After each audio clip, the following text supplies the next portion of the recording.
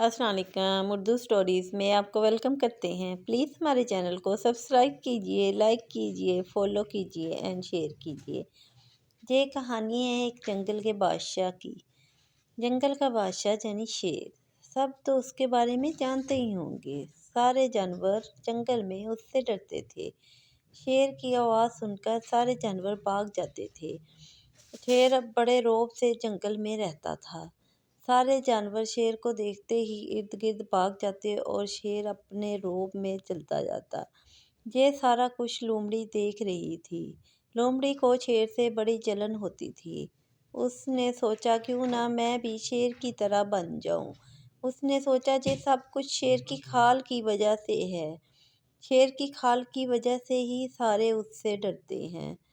وہ اسی سوچ و بچار میں گم تھی کہ کسی طرح اپنے اوپر بھی شیر کی کھال کروا لے اور شیر کی طرح دکھنے لگے تو سارے جانور اس سے بھی ڈریں گے اور وہ جنگل میں رعب و دبدبے کے ساتھ رہے گی۔ یہ سوچتے ہی وہ ایک لوہار کے پاس گئی۔ لوہار سے جا کر کہنے لگی کہ میرے جسم پر بھی شیر کیسے نشان بنا دو۔ لوہار نے ایک سلاخ گرم کی اور اس کے جسم پر جیسے ہی لگائی تو وہ چیخنے لگی، کہتی جسم درد نہیں ہونا چاہیے۔ لوہار نے کہا پھر تم اس طرح کرو کہ رنگ ساز کے پاس چلی جاؤ اور اس سے جا کر رنگ کروا لو۔ لومڑی پھر رنگ ساز کے پاس چلی گئی۔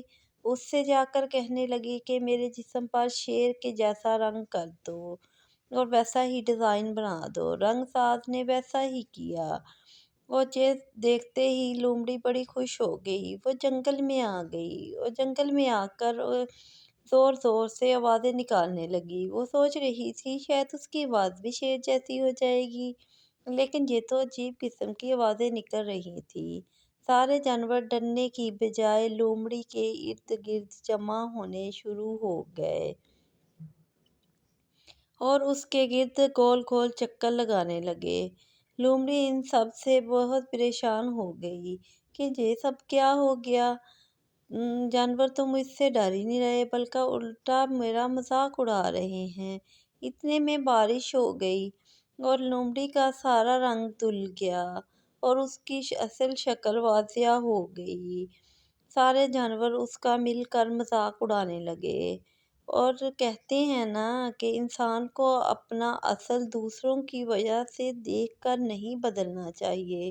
لومڑی نے بھی یہی کیا اور اس کا مذاق بن گیا۔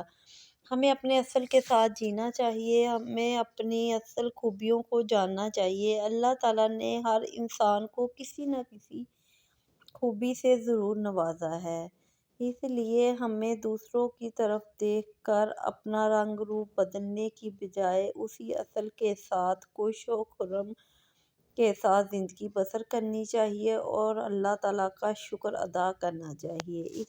یہ کہانی سے ہمیں بس یہی سبق ملتا ہے کہ جو ملا اس پر خوش ہو جائے۔